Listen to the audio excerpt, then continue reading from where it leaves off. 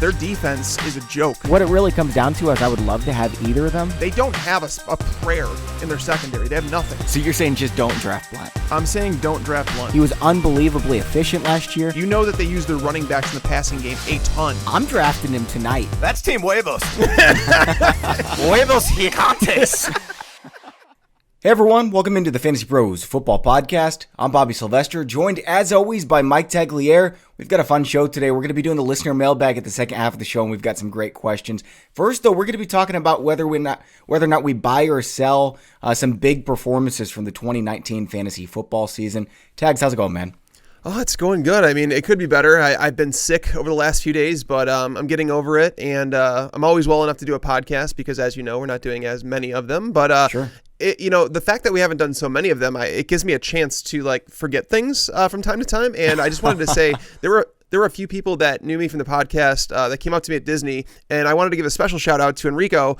He came up with his girlfriend, wife. I'm not sure which one it was, but his lady friend, and they said hello, and they actually said happy birthday to my son. So I found that really cool.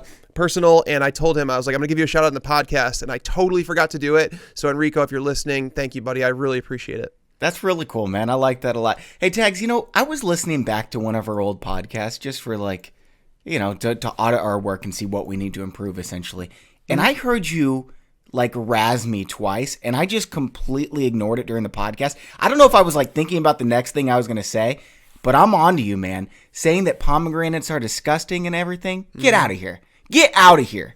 They're gross. It tastes like candy, and it's good for you. If we were able to take a poll on this, I promise you that more people would agree with me. What do you mean if we're able? We're able to right now. I'm recording the podcast. If you guys are watching right now, by the way, we have a YouTube channel, youtube.com/fantasypros. I'm just going to make the poll. I'm going to post it right now, and we'll see what people actually say, all right? So what's the question actually going to be? Is it going to be, are pomegranates good? What do you think about pomegranates? Great? Good? Oh, never tried them or terrible? Yeah. How's that? Well, I'm going to go with terrible. Because I don't want you to have any excuses of when you lose this poll. So basically you're going to get the really good ones, and I'm going to get the terrible ones. And the ones in the middle, we'll kind of leave those as is. Okay. Yeah, that sounds like a plan. All right, let's do it. Okay, so we're going to start the show by talking some buy or sell on guys that had breakout performances this year. Michael Thomas was so dang good, Tags. Now, obviously we know he's good, but is he this much better than the other wide receiver ones? Well, I mean, there's a lot of things up in the air right now. I mean, all three of the Saints quarterbacks are currently going to be unrestricted free agents, including Drew Brees, who might retire. So that's going to play into it. The Saints are, honestly, I've been going through it. I'm actually working on my first mock draft right now, and I have the Saints selecting a wide receiver in the first round. I have Jalen Reagor out of TCU.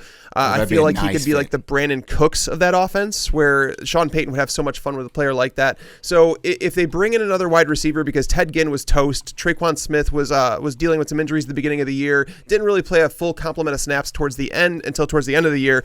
I think Michael Thomas is going to be really good, and I think we saw that with Teddy Bridgewater at quarterback, is that he was able to remain consistent. Now, is he going to produce the way he did this year? No, it's very much an outlier performance when you break the record for receptions in a single season. So I do like Michael Thomas, but I'm also one of those guys that's not willing to draft him in the top 5 picks of the draft, because workhorse running backs are just going to be way too hard to come by. Yeah, I feel like we've talked about Michael Thomas a fair amount, and I do have him a little bit higher just because he was so great. Now, if Drew Brees isn't there, I won't draft him in the top at number 3, which is where I've got him right now. I also just love Davante Adams, man. He was so good. Yep. He's my number 2 wide receiver. I know the same's true for you. Right now, we're expert consensus. We've only got 24 analysts. Usually we have over 100, but that'll happen as we get more and more information that we'll get more.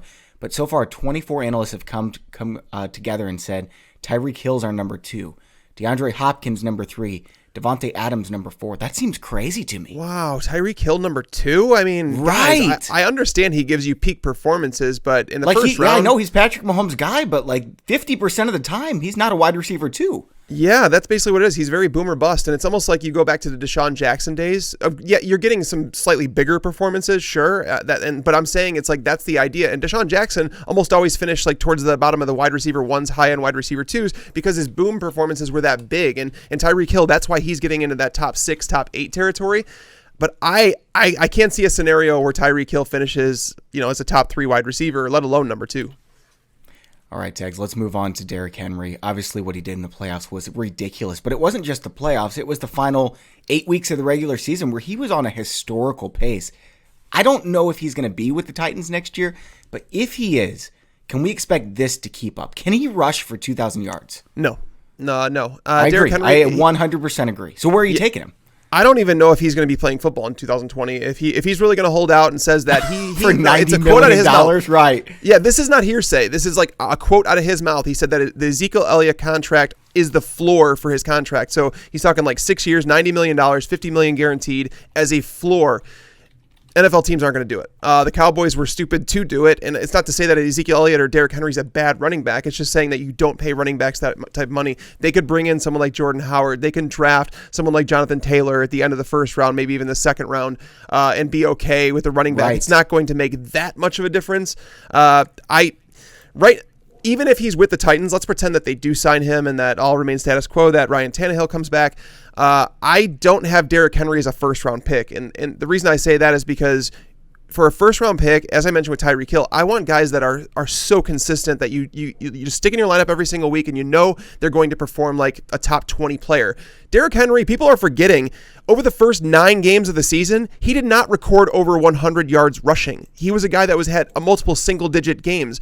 His receiving floor is just too low in games where the Titans are going to fall behind. His receiving floor is way too low to draft someone like him in the first round.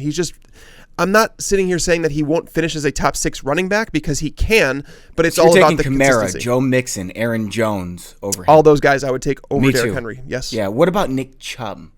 Josh Jacobs. That's where it depends because Nick Chubb, it really all comes down to, is Kareem Hunt back with the Browns? And if he is back with the Browns, then yeah, I'll probably side with Derrick Henry in that. Me too. Yep. But if Kareem Hunt moves on and they're going to sit here with Dontrell Hilliard, whoever it is behind Nick Chubb, and he's going to be involved in the passing game again, I'm going to go Nick Chubb. Tags, we have agreed on everything so far, and that's not very fun. Let's see if I can get you here, okay? Chris Godwin, wide receiver 6 right now in terms of ECR. Again, you can find that at fantasypros.com/rankings. Chris Godwin was obviously the breakout wide receiver of the year. If Jameis Winston is not there, and by the way, how fun would it be if Jameis Winston went and paired up with Bill Belichick in New England? Would he be amazing, or would it just be a disaster? Belichick would not be able to live with someone like Jameis Winston. I think he could make him a superstar. He would shoot him. I'm pretty sure that Belichick would shoot him. I don't know, man. Winston could be amazing with Belichick. Obviously, he doesn't have Mike Evans or Chris Godwin, so maybe he's not actually that great, but he makes some really amazing passes. But anyway, if Winston is gone, what is Chris Godwin? If Winston's gone, I think they're going to go after someone like Phillip Rivers. I think that's actually going to happen because there's no other logical, I don't think they're going to just start. I don't think Bruce Arians came out of returement to start a rookie quarterback. So not Teddy Bridgewater. That wouldn't work for you? I guess you could see a situation with that, but I think it's a really good question. I haven't really thought about the Bucs because I've almost just played it off as if they're going to have Jameis Winston. I think that he's going to be back with the team.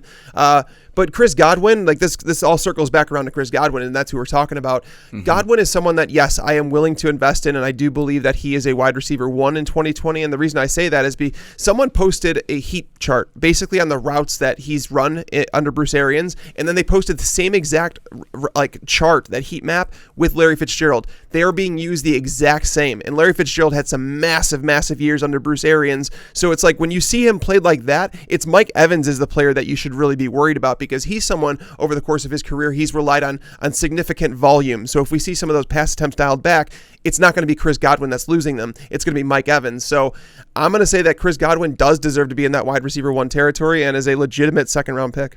Okay, so we've got Chris Godwin, wide receiver 6, Mike Evans, wide receiver 7. Now here's another breakout wide receiver, and he didn't even have his first or second string quarterback a lot of the year. Kenny Golladay, do you buy or sell him as a top 10 fantasy receiver in 2020? I'm going to go ahead and sell.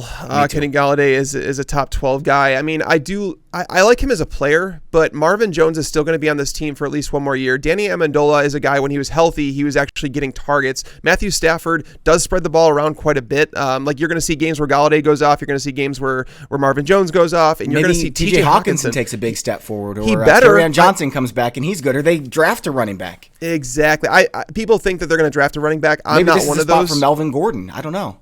I think that Kerryon is the running back they want him to be. It's just been unfortunate with his injuries. Yeah, they can add a running back in like the 4th, 5th round. That would make some sense. There's plenty of running backs in this class that can like deliver like usable like performances in the 4th, 5th round. So I could see them doing that, but this is a team that's going to build their defense. Like in my mock draft that you're going to see, the Lions, I have them going defense like really heavy in the first 2 rounds. Me too. And I think it's just like slowing the game down a little bit. Matthew Stafford, obviously getting him back in the lineup, but Golladay is a guy I like, but he's not someone who's going to deliver wide receiver 1 numbers more often than not. So he's in that wide receiver 2 territory as someone like, if you get him in like the 3rd round, that's probably where I'd feel comfortable with someone like him as like a mid to high end wide receiver 2, but I just don't have all that much faith in the Lions offense overall. He's number 23 ECR right now, so end of the 2nd, early 3rd round.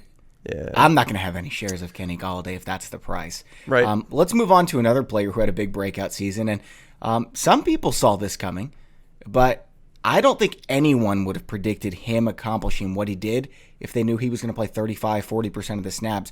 Mark Andrews. Buy him or sell him. Is he the real deal? Oh, I'm buying. He's the guy, like, whenever he's on the field, yes, he's only playing, like, he's playing half the snaps, a little bit less than half the snaps. But is when he's that on the why field, he was good, is because his legs were fresh? Or do you think that if he plays 85% of the snaps like a Travis Kelce, George Kittle, he could be the number 1 fantasy tight end? Well, having him on the field that much wouldn't even make all that much sense because he's not really a blocker. He's not a very good blocker. He's a guy that's a receiver, and we kind of knew that out of college, coming out of Oklahoma.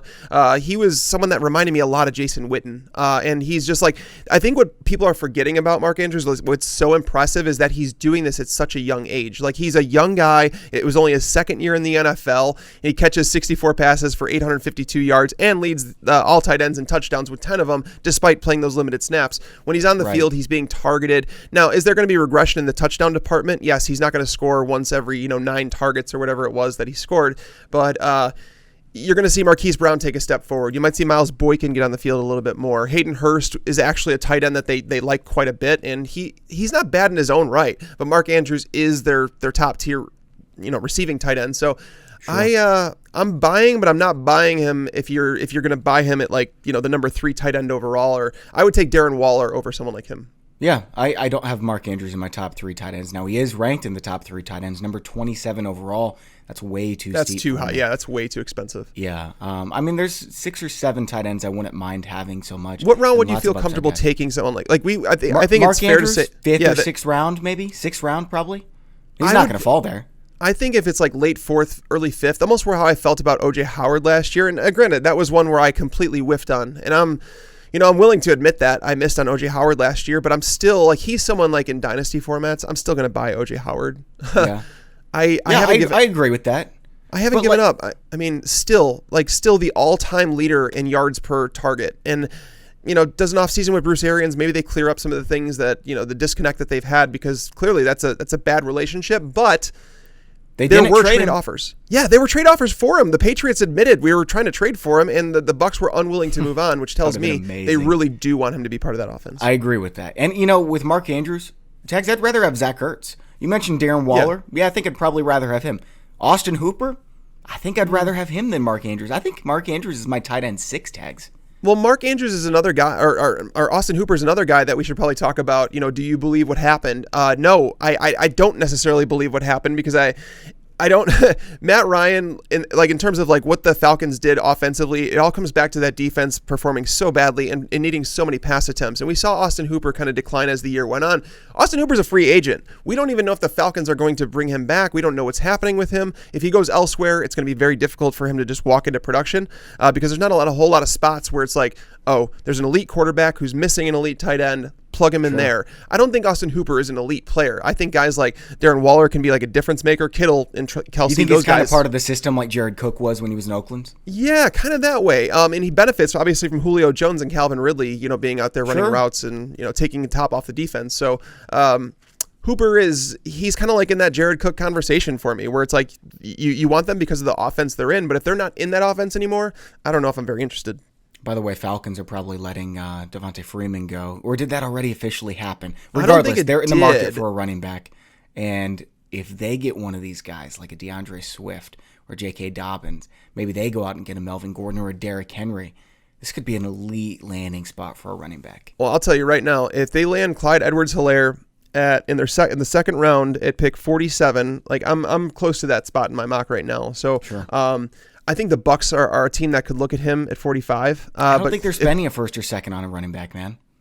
What's that? Bruce Arians does not spend on running backs at all. Well, it's not necessarily even on Bruce Arians. It's more about like the front office and what they've done. Like Ronald Jones and now Peyton Barber's a free agent. Like, are they going to put Dare Ogunbowale out there again as like the pass down back? They can't do that. So I mean, maybe they could go out and get David Johnson if the Cardinals are cutting him.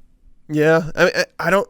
And some people have suggested that it's going to cost them more money to cut David Johnson than to have him on the roster. So I don't see the logic in it. But they have cap room, so I guess they can do it. But if the Falcons were to get Clyde Edwards-Helaire in the second round, I will tell you he will be my number one dynasty running back. Oh, baby. I would take him over DeAndre Swift because Swift is likely. I have him to the Dolphins at 26. And then you have guys like, you're going to wonder where's the landing spot's going to matter. Like Jonathan Taylor, if he goes to the Titans, if he goes to the Texans, like there's some places that he definitely can produce. But Clyde Edwards-Helaire, that guy's a difference maker, and I like him quite a bit. I like to hear you say that, man. It's fun to have differing takes in NFL draft season because everybody sees the game a different way. I've got him as my RB 4 or 5. He's good.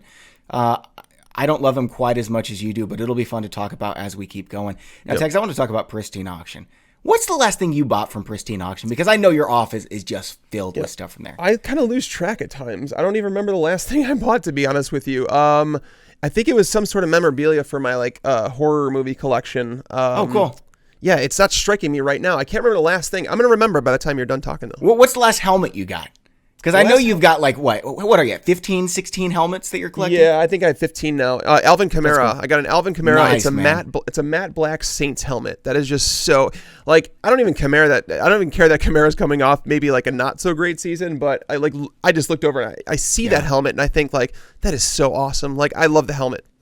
I like to look for those values on guys that kind of have a down season, and it's like, okay, well, I can get this guy a lot cheaper now, and next year it would be worth double the price, but I'm getting it right now. Mm-hmm. You can always find good values on Pristine Auction, and everything is guaranteed authentic from only the most trusted sources. So here's what I want you to do, okay? Go to pristineauction.com and sign up. Hit the registration code, FantasyPros, all one word. It's free to sign up, and that's going to give you $5 off to spend at Pristine Auction. You're guaranteed to find something you love for your cave. Again, that's pristineauction.com. Pristine auction.com. All right, Tags, let's keep moving on here. Hold on. I had a name that I wanted to talk about, and I do not want to pass him over. Austin Ekeler. Okay, let's say Melvin Gordon moves on, and I think that's the most likely scenario here. So Melvin Gordon moves on. They don't draft a running back in the first 2 rounds. Austin Ekeler is the starting running back going into week 1. Right now, he's the RB15 because of the speculation about what could happen with Gordon. How high does he get? And are you buying him or selling him as someone who can excel in this offense without Phillip Rivers? I'm going to sell him at the prices that people are going to pay because I've heard people talking about that he's a top 10 running back. If we do see like Melvin Gordon move on, this comes he was a top 10 running back. He absolutely was, but Phillip Rivers also checked down to him an awful lot. Like his 993 I think his receiving shoulder yards was hurt or something because he just could not throw the ball down. Elbow, wasn't it? Yeah, I don't know what it was with Rivers. That guy plays through injuries. Like, you can never tell with him. Like, he might be on the decline of his career, and that's why it's like it's so odd for me to hear that the Chargers might be pursuing Tom Brady. It doesn't really make any sense to me. It's like you're getting another aging quarterback that's going to be learning a new offense. If Tom Brady goes there, sure, I'll buy Ekeler because Tom Brady uses his running backs quite a bit. Yeah. But if Tyrod Taylor takes over, they're not going to be dropping back to pass a whole lot. It's going to be like a run-first offense. As a rookie? Yeah, it could be a rookie, and I'm guessing it's going to be Justin Herbert. It just seems like that's where the stars align. But again, free agency is going to change a lot of it. But knowing like that receiving work is going to come down a bit, like I can't imagine we're going to see him get 108 targets again, and rack up the most fantasy points ever by a running back in the passing game. So there's regression in the touchdown department. So Ekeler. If Gordon's gone, Rivers is gone. He was the number 3 running back when Gordon was gone. Number 3 behind McCaffrey and Dalvin Cook.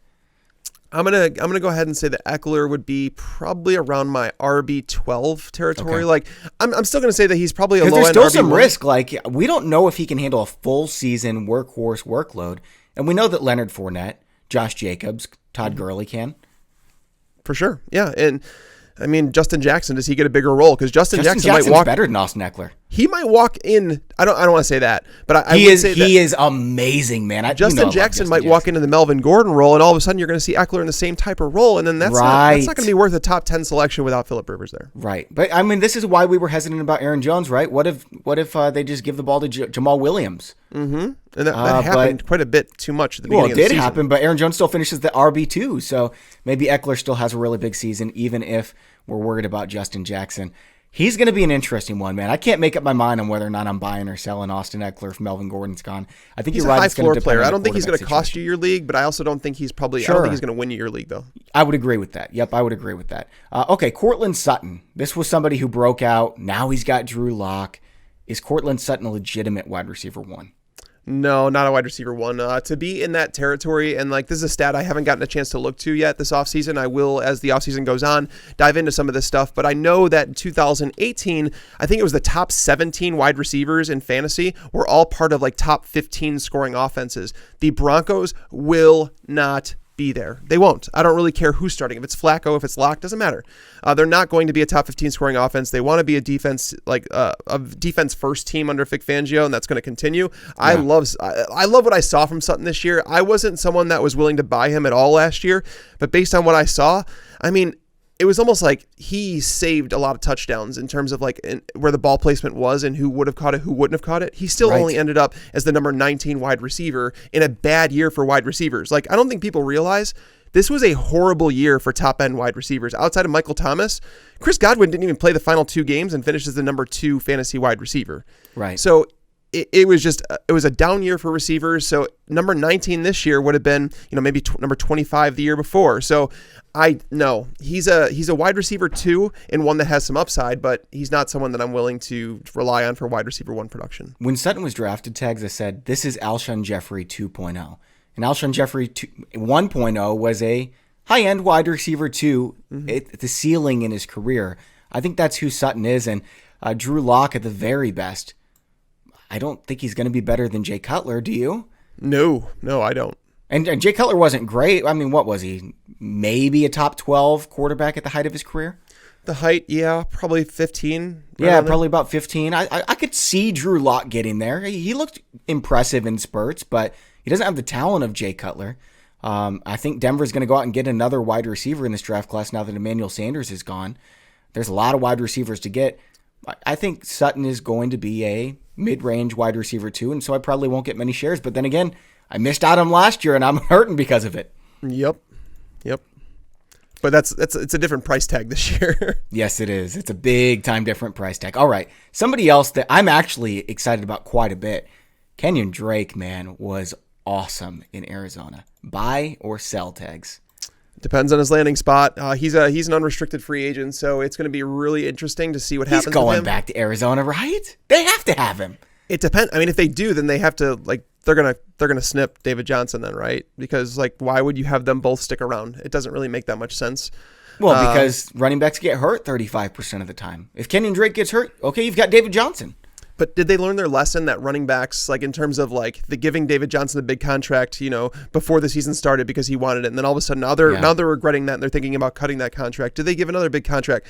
Because Kenyan Drake, I don't think he's gonna get a big contract though. This is his last contract that he's gonna get. I mean, running backs just don't get like 3 deals anymore. You have your rookie contract and you're lucky to get that second one. Kenyan Drake fortunately has limited miles on his tires because Adam Gase refused to use him.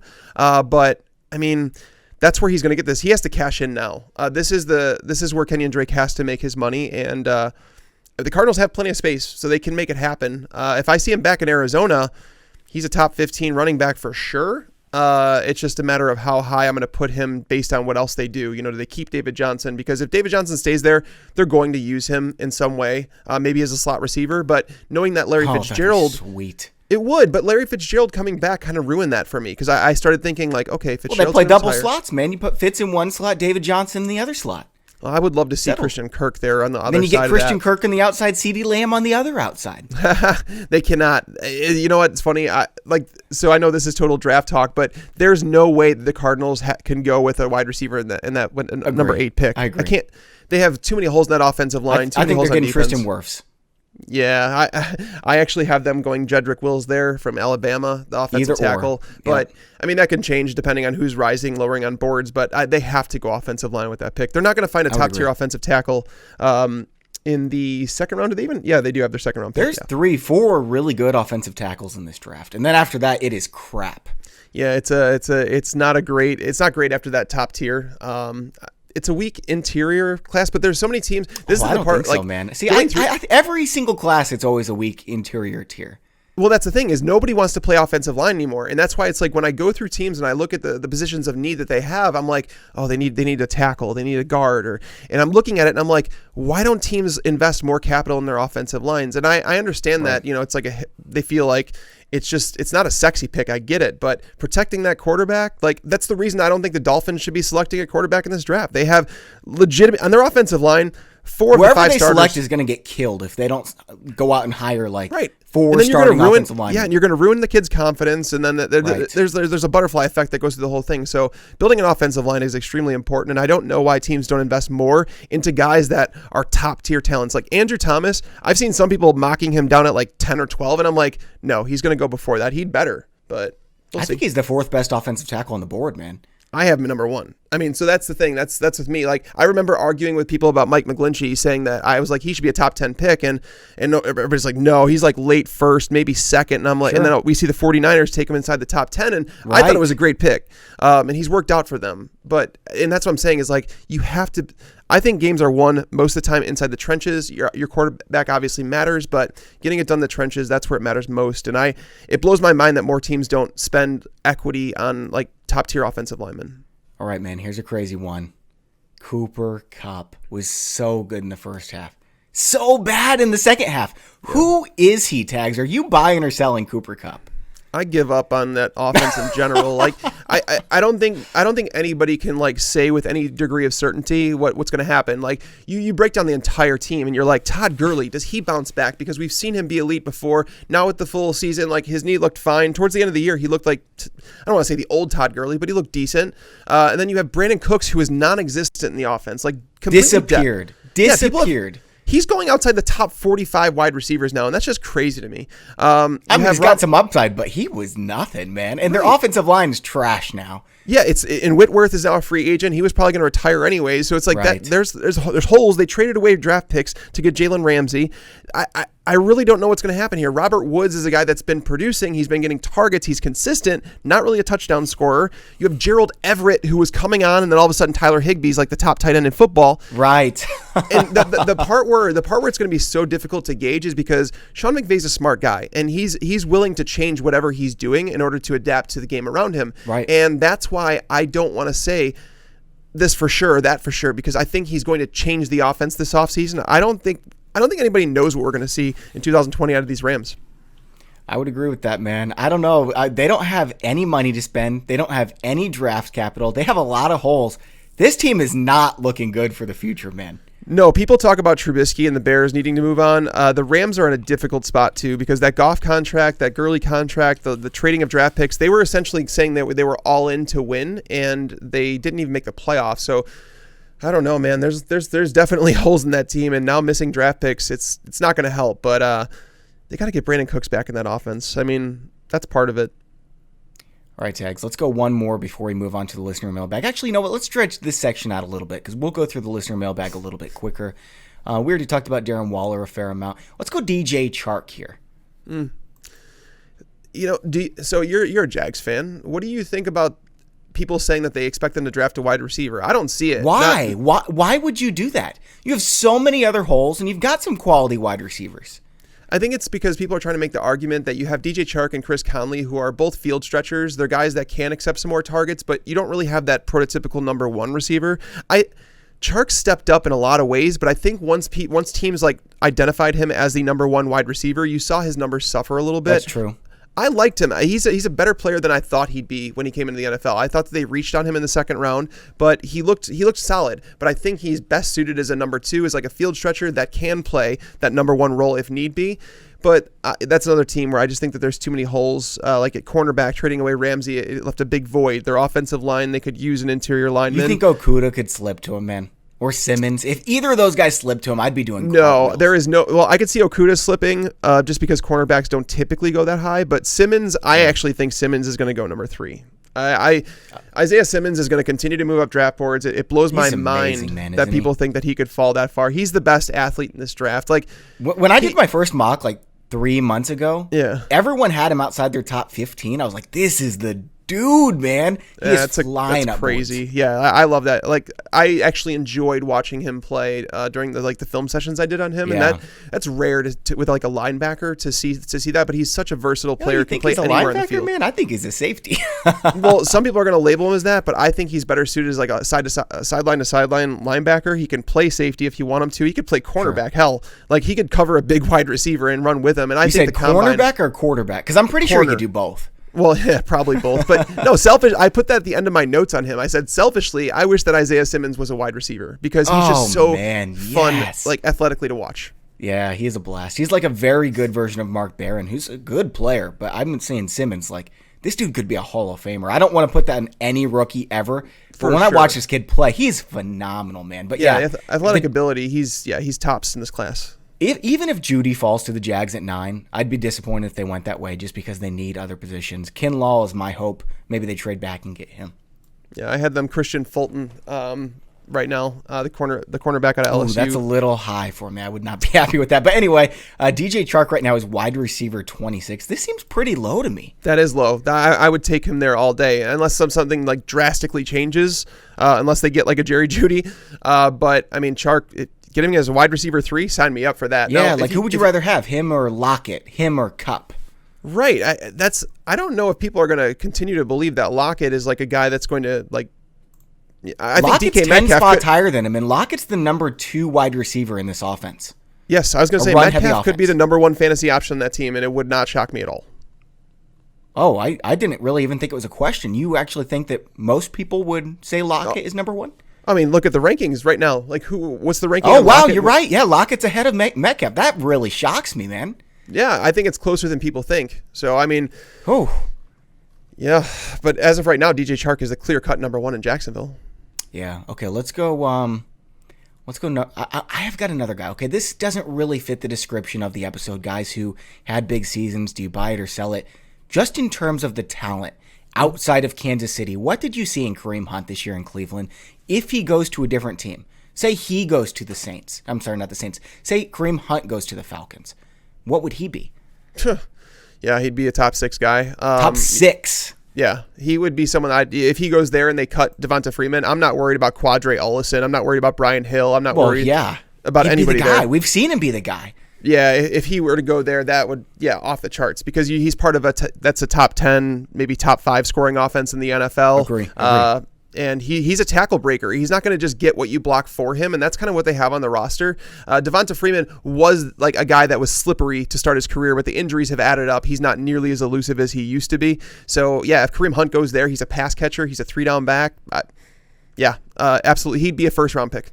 Yeah, I would agree with that. Tegs, let's go one more guy here. Hold on, let me figure out who it's going to be here really quick. I had another name. Oh, Deebo Samuel. What is he going to be? Is he the actual number 1 moving forward in San Francisco? Do you think it's Emmanuel Sanders?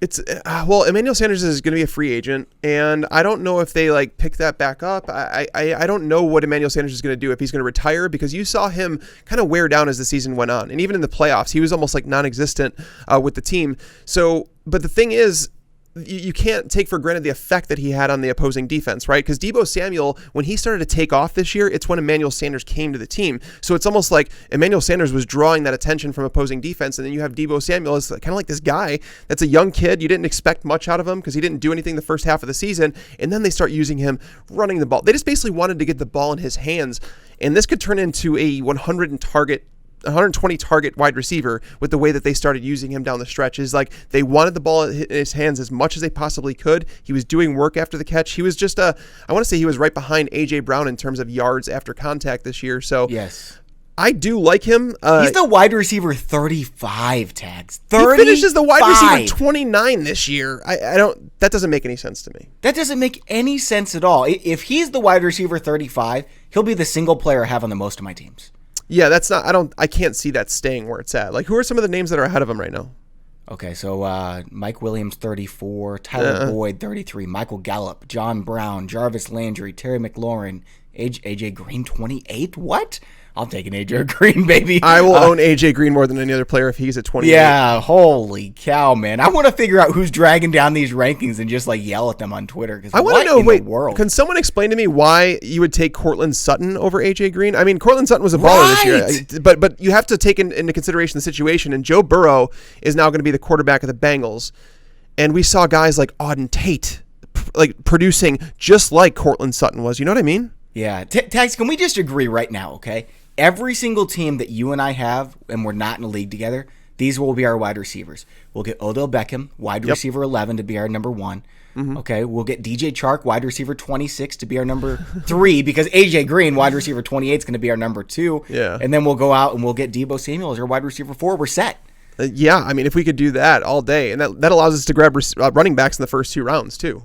Oh, man. I love this team. Let's go, baby. Yeah, I mean, things are going to change as the offseason goes on. Odell Beckham, I cannot see like being at the top of the 3rd round like he is right now. That's just crazy to me. So, Tags, I got something in the mail the other day from Box of Awesome. I'm going to show it to you guys. If you guys I mentioned we have a YouTube channel, youtube.com/fantasypros. Our podcasts are on video on the YouTube channel if you ever want to watch them, see what Tag's face looks like when I say something crazy. He makes a lot of good faces. It's a lot of fun. But anyways, I got this, okay? This is from Box of Awesome, and they send out a bunch of boxes every single month. You can pick which one you like. This is the refresh box, so I've got like all kinds of stuff to help me smell good, because you know what they say, the stereotype about fantasy analysts is that we're disgusting, right? We just sit in our basement, we never shower and stuff. That's not the case, because I got Box of Awesome. I smell great, and they've got all kinds of boxes that you'll love. One of my favorites is the Swagger box. They've got the Brew box if you want to like brew your own alcoholic beverages. Some really cool stuff at Box of Awesome. This winter, start a new routine to upgrade your everyday life with a monthly Box of Awesome from Bespoke Post. Bespoke Post sends guys only the best stuff every month. So whether you're looking to commemorate an occasion with a champagne, toast, perfectly aged winter cocktails, Box of Awesome has you covered. From style and grooming goods to bearwear, cooking tools, and outdoor gear, Box of Awesome has carefully built collections for every part of your life. I mentioned the Swagger one. I got the Refresh. That was the one that I was most excited about. So here's how it works, okay? You go to boxofawesome.com and you get started by taking a quiz. Your answer is going to help them pick the right Box of Awesome for you. And they release new boxes every month across a ton of different categories. Guys, it's free to sign up, and you can skip a month or cancel anytime. Now, each box is only going to cost $45, but it has over $70 worth of gear inside. You can get 20% off your first monthly box when you sign up at boxofawesome.com and enter the code FantasyPros, all one word, at checkout. That's boxofawesome.com, code FantasyPros for 20% off your first box. Tags, you ready to do a listener mailbag, man? I am as ready as I'll ever be. All right. I love the listener mailbag shows, man. They're a lot of fun, aren't they? I just wish we had more time to do them in season. There's just so much content that we have to cram into the episodes, and we might be doing something about that this year. Yeah, I think maybe we should do, what do you think, 10 podcasts next year? 10 podcasts a week? 10 a week. I will not be I mean, we've got 4 fantasy analysts, dude. We do. We're going to make, that's what we should do. We should make Kyle and Dan do 4 themselves. Dan does a baseball podcast literally all by himself. It's just him talking, and he's like the only person who could do it. He's amazing. He does it every single day during the season. And by the way, if you're a fantasy baseball fan and you're gearing up for your draft, I host the Fantasy Pros baseball podcast. You can check that out. Tags isn't on that one. He came on once, and it was actually a blast because he didn't know anything about fantasy baseball. He was just asking me the questions, and it was really cool because like Tags was asking legitimate questions that a lot of people who are new to fantasy baseball would be asking. That was fun, man. We got to do that again sometime. Oh, don't make me talk about this. Okay, so Tags, you got 3 options, okay? Do you want to start with a football question, a food question, or a totally outside the box question? Let's go with football first. Football first, okay. This one is from Travis Sumter on Twitter. What are some good ways to keep people engaged in redraft leagues all season long, as it seems people seem to lose interest if they're starting 1-5 or 0-4? Yeah, that's tough. It's a great question, by the way. Every league struggles with this. Yeah, no, for sure. And the thing is like, do you have a competitive league, or is it they just suck? Basically, is they drafted a crappy team. They know it. They didn't play the waiver wire like they should have. Because if it's someone like that, you're never going to get them to care about it because they don't care enough to actually go to the waiver wire and pick up players. You can draft bad, have injuries and things like that, but typically that allows you to go to the waiver wire and get the early. You basically have priority on the waiver wire that allows you to get some of the better players. And in the first couple weeks, that's where you get those players. So if they start out that way and they haven't picked up people, it's because they suck and they're never going to care. Or another way to do it is if you create maybe you do like a small keeper league. You do it, maybe 2 or 3 players where you keep every year and you lose the round they were drafted in. And what that does is it allows people to trade for people off your team to get you more draft picks for the next year. Or you're going to be paying attention to the waiver wire to grab players that you can keep for, a 6, whatever your last round is. That's someone picked up off the waiver wire. That's what they should count as. So you might have, gotten someone like DJ Chark for a 16th round pick this year if you were absolutely out of it. So that's like the only thing I could think of. But again, if they just suck and they really don't care, there's no way to keep them interested. I've got 3 things in mind here, okay? Number 1, if somebody doesn't set their lineup twice in a season, let them know before the season starts. If you don't set your lineup twice, you're kicked out of the league. You're not invited back next year. I don't care if it's your best friend. If you're ruining my fantasy football league, screw you, right? Yep, I'm with that. All right, number 2, you can make it so that there is a weekly prize bonus. Whoever has the highest single score for each week gets a bonus. So I don't know how much your league entry fees are. If you're giving out $20 for the best single week in week 1, the best single week in week 2, when you get to week 12 and somebody's team sucks, guess what? They're going to go for that $20, right? And if it's a more expensive league, they're going to go for that $150. That's true. And I also wanted to add on to that, Bobby, for some people that might have scoffed at the idea of not setting your lineup. Maybe they have so many things going on in their life and emergencies come up. I get that stuff. But with FantasyPros, you actually have no excuse to not use our Autopilot feature. It's part of my playbook. I use it. I play in 17 different leagues. Isn't it? So therefore, I'm able to set up on Autopilot. And if I'm doing a live stream, if I'm responding to if I'm setting DFS lineups, and I totally forget about one of my teams, it automatically swaps the players out for me that are inactive. So there is no excuse. So no. I really realized that I needed this when I was at church one Sunday afternoon, and Aaron Foster had one of his I'm a vegetarian, so my body's falling apart type of injuries. And he just didn't even play, and he wasn't even questionable. And I started him because of that. That's when I realized we needed the Autopilot feature, and it is amazing, man. I never have to worry about it when I'm at church on Sundays anymore. And the final thing is, this is something that I do in the free market powers league that I do, but I think it could be expanded. You don't have to use all that other weird stuff from that league, but the winner of week 13, the best single score from week 13 gets the 6th seed. It leaves everybody paying attention and playing for that week, and it is so much fun seeing 8 teams just scramble for that last spot. Oh, that would drive me nuts. If you were the 6th place team with the most points in the league and you didn't get into the playoffs because of that, that would drive me bananas. All right, here's the next one. We'll keep rolling with football here for a second. This runs from Omega King 1414. How do you all value picks and future picks? What's the value of a 2020 first to a 2021 first, Tags? I'm really glad you asked that. It's an article I do every single year. I picked this one because I knew that you had a perfect article answer for it. Yes, I'm basically, so every year I put out what is a rookie draft pick actually worth in dynasty formats, because people don't know that, and people will argue with me till they're blue in the face saying, oh, Saquon Barkley's worth more than this, your chart says. And I'm like, we're not talking about generational players. We're talking about what is the average output that you get from someone drafted, a top 3 pick, a top 6, top 9, top 12. You would be shocked to learn just how bad an early second round draft pick is worth in dynasty. People treat them like they're value commodities. They're really not. When people throw a third round pick in for me, it does almost nothing for me depending on how deep the league is. But basically, it's an article that you'll check out. I put it out every single year. I think I'm going to be putting that one out next month because we're going to have rookie drafts coming in the end of April, beginning of May. So that will definitely be up on the website. So make sure you check it out on FantasyPros.com or just follow on Twitter. I always post my articles on there at Mike Tagliere NFL, and you can check out my past ones if you were to type into Google and just type in what is a draft pick actually worth in dynasty football. It'll pop up. I'm sure it's one of the top articles there, and you could check it out. I do the research so that you guys don't have to. Tags, I have nothing to add to that answer. That was perfect, man. Okay, let's go to the next one. This one's from Artie Warren on Twitter. Which coaching hire has you the most excited for fantasy and why? You know what? This one is like, I don't really know if I'm excited about any. I mean, right. I didn't have an answer. I was hoping you would do it here. I guess Stefanski would be my most excited because it's just not Freddie Kitchens. But outside of that, there's a whole lot of unknown here.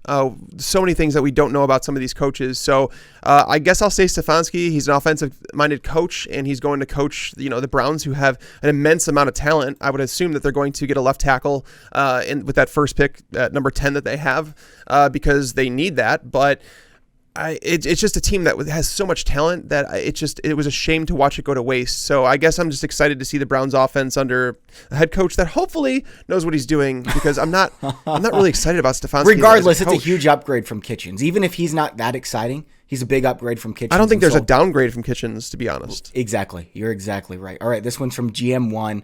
What's yours and Mike Taglier NFL's opinion? By the way, that's us on Twitter, at BobbyFantasyPro, at Mike Taglier NFL. Give us a follow if you don't already.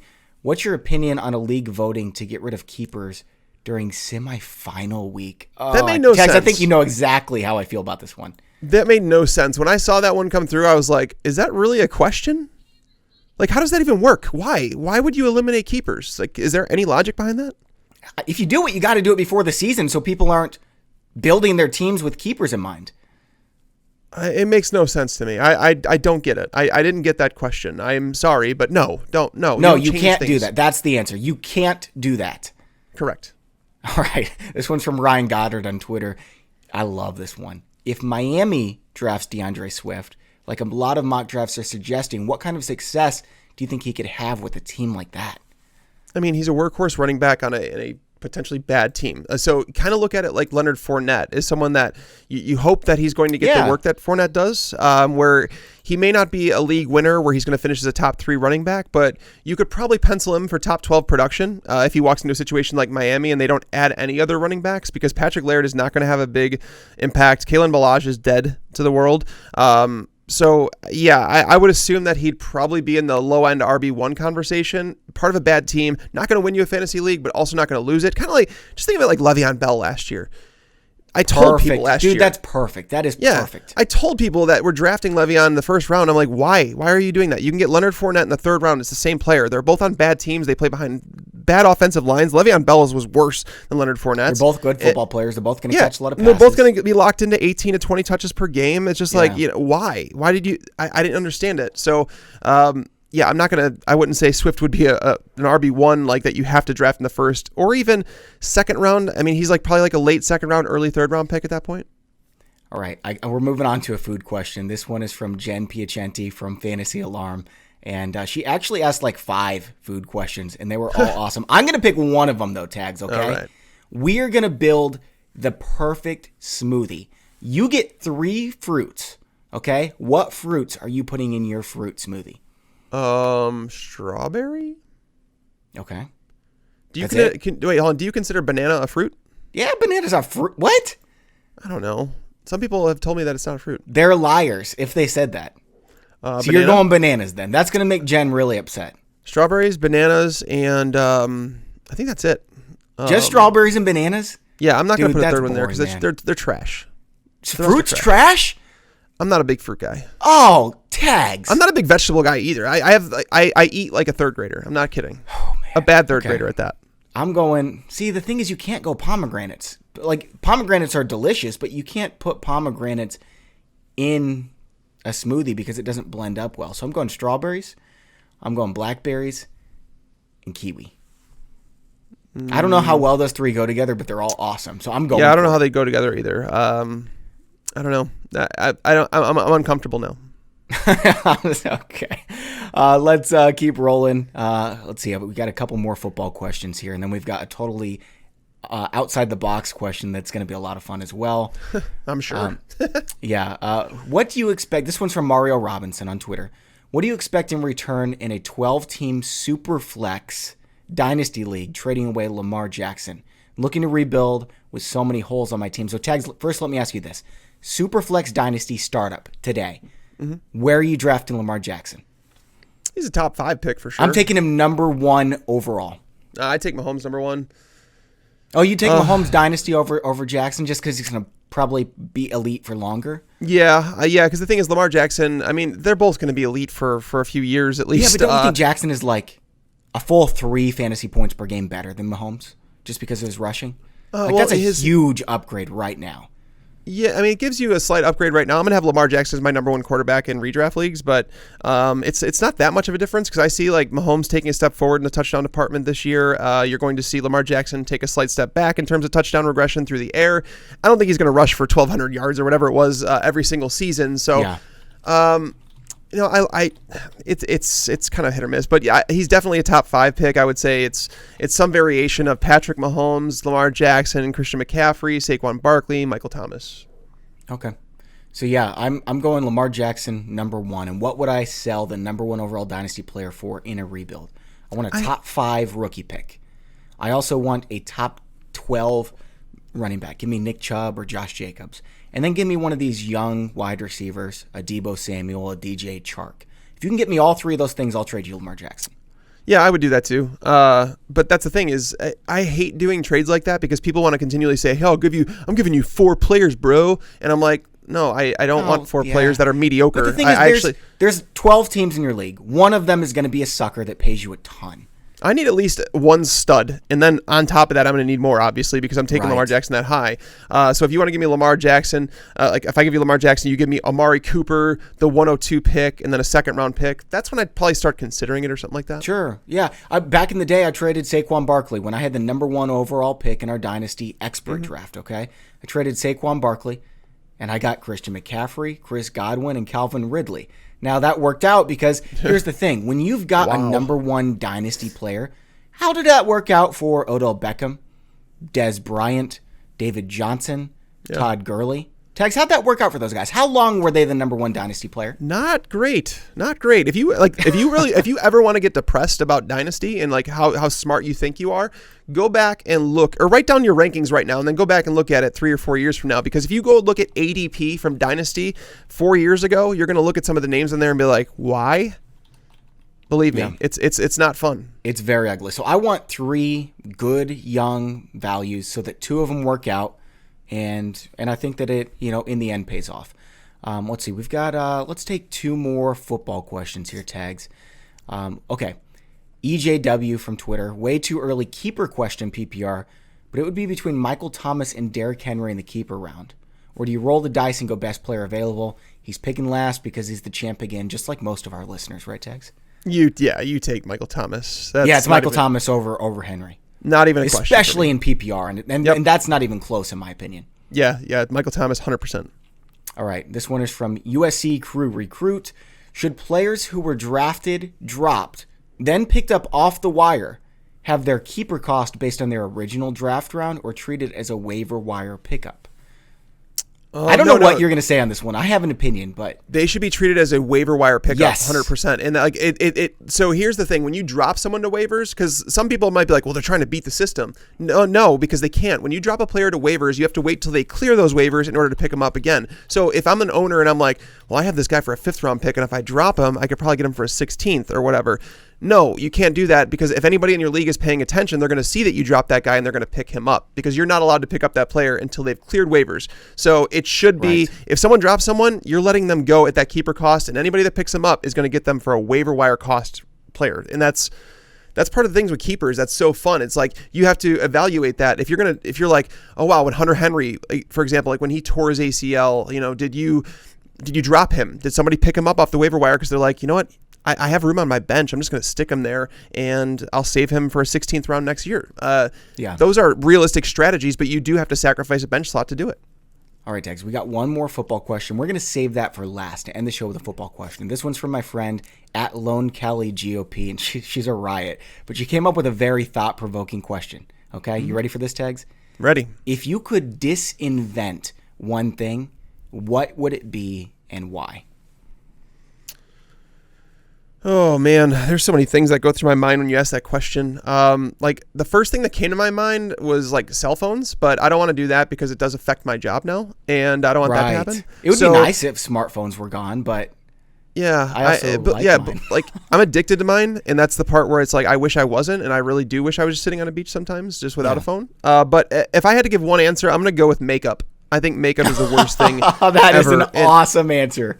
No, and there's people that are going to hate that, but the truth, the reality is like when you have a teenage daughter and you watch her grow up and you realize when they get into makeup and the reason they feel they need to wear it and like they need to look pretty, I'm like, you're beautiful as is. You don't need to put on makeup. And my wife, she doesn't wear makeup outside of like occasions where we go to like a wedding and, we have to do it. She has to do it for that. But it's like, appreciate someone's beauty. Like, in fact, they're not perfect. I'm not perfect. Like, I don't wear makeup. I don't know, man. You're pretty hunky, dude.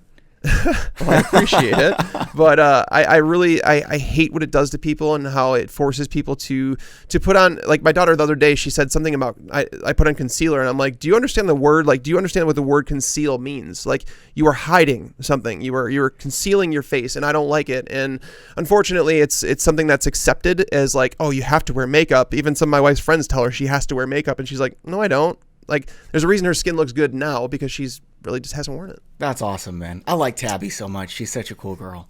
She's a rock star. That was a deep. That's for sure. What's that?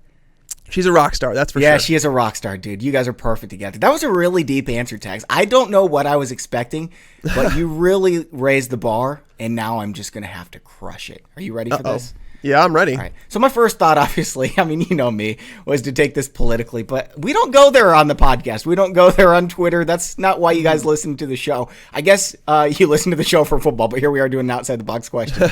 Then I got to thinking, Tags, anything that has already been invented became popular because there was a need for it or a want for it. If I uninvented it, the need or want would still remain, right? So surely someone would eventually invent it again. So you can't get rid of something bad forever. So instead, what I'm going to do is I'm going to hijack an invention to be my own. Listen to this, okay? Uh-oh. Now, it has to be something I can actually create, because I can't be like, oh, hey, guys, look, I came up with this thing called a rocket ship and just get super rich. So you guys know me, okay? You know where this is going. I'm going to uninvent pizza.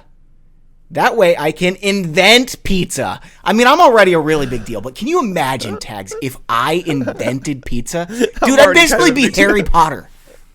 I'm already kind of a big deal, but could you imagine if I had invented pizza? I don't know though, because the thing is like, do you know the person that actually invented pizza? Well, no, but if it happened in 2020, everybody would know me, man. That's probably true. People learn things, but then someone else would take credit for it. They just steal it from whatever you posted on social media, and they just take credit for it. I would wrestle them. Yeah, you would need to like organize something mass media like all at once so that it all just comes out so that people can't say it's theirs. All right, you ready for the last football question? I'm ready. So we're getting rid of makeup and we're getting rid of pizza, just temporarily though. I'm not getting rid of pizza ever. Okay, this one is from Dane Evers on Twitter. What are your thoughts on timers for people to make their picks in a live draft? Not like on the computer, but live, like in a garage with all your buddies in a keg of beer. This is something that happens every year in my home league as we argue about it because, this is why you have to do live drafts. It is the most fun. Yes, I love live drafts, and I'm one of those people that will dedicate the day to it. Where like I tell everybody I'm not doing anything else. I have no other plans. But there's some people that are part of leagues that don't do that, unfortunately. And we have to respect that and the fact that they might have something else. They might have kids they have to get home to take care of, whatever. So I try and be mindful of that, being the commissioner of that league. So I tell people, I'm like, I'll give them a couple minutes, but it's like if you're taking more than like 2 or 3 minutes, or I'll even say 5 minutes because I'm usually pretty generous with it, but I'm like, all right, come on, like we got to keep moving. Otherwise, like we're never going to get through this round. And at some point it's a commissioner's call really, but it just depends on your league, to be honest with you. I don't have a timer watch. It's just more on feel and saying, all right, come on. You got to use discernment, right? You're in charge. You decide, hey, it's been way too long. We actually have this too. It's called the Ryan Painter rule. As you can guess, I have a friend named Ryan Painter. In fact, he's my best friend. He's awesome. And Ryan Painter, we were playing Axis and Allies. No, it wasn't Axis and Allies. It was Risk. Axis and Allies is like Risk on steroids. We were playing Risk and it was Axis and Allies. Like 50 minutes later, he's like, all right, guys, I'm ready to make my pick. Or not my pick, but my moves. Like, we had to make a rule to prevent him from doing this. And so it's just, all right, I'm in charge. This is my game. When I say you need to go, you better freaking go, because we're not waiting here all night for you, Ryan Painter. He's a Bears fan, by the way. Oh, man. But I mean, ideally, everybody blocks out the day and you just have all day and you don't have to worry about stuff like that. Sure. But I will say last year, in the middle of my live draft, is when Andrew Luck retired. And man. Someone in that league had picked him like 2 spots prior. Oh, man. because we had a TV out there on we're drafting out on like a deck, and we had a TV out there, and we let them reverse that pick because we just didn't feel like it was right. But if you take your time, there might be injuries because you're usually doing that during a preseason week, like preseason week 3, preseason week 4. And if someone has an injury, it's like if the longer you stay on a clock, the longer there's a chance that you learn about information. So it's like the idea is to do it live so that nobody has that advantage, and Sure. Yeah, I think that's totally fair. All right, Dags, that's all for today's show, man. Fun listener mailbag. I like the buy-sell segment as well. It was fun. I like this episode a lot more than I even thought I was going to. So yeah, good times. And you don't even sound sick anymore. Did we heal you on this podcast? I'm going to go hack up something after this. It's getting real gross. Yeah, dude. It was the fruit smoothie that healed you, wasn't it? Maybe. I had to start thinking about fruit. Maybe I should have more of that. Yeah. All right, guys. That's all for today's show. I do want to say thanks to the sponsors of today's show. Box of Awesome. Guys, get your Box of Awesome so you smell super hunky like me. Go to boxofawesome.com, enter the promo code FantasyPros at checkout, and you're going to get 20% off your first monthly box. And that's boxofawesome.com, code FantasyPros. And also go to pristineauction.com. Thanks to Pristine Auction for sponsoring today's show, and also my home office, basically, because it is filled with stuff from Pristine Auction. Guys, when you go there, sign up. It's free to sign up. Enter the registration code FantasyPros, all one word. It's going to get you $5 off, and you're definitely going to be able to find a great value on something guaranteed authentic from only the most trusted sources at pristineauction.com. That's PRISTINE auction.com. And don't forget to check out our YouTube channel, youtube.com/fantasypros. And also, if you play fantasy baseball, my Fantasy Pros Baseball Podcast. You can find that on the Fantasy Pros website. All right, for Mike Tagliere, I'm Bobby Sylvester. Thanks for listening and watching, and enjoy your football. Thanks for tuning into the Fantasy Pros YouTube channel. Make sure to check out our featured videos as well. Also, make sure to click that red subscribe button to get notified when we post videos in the future.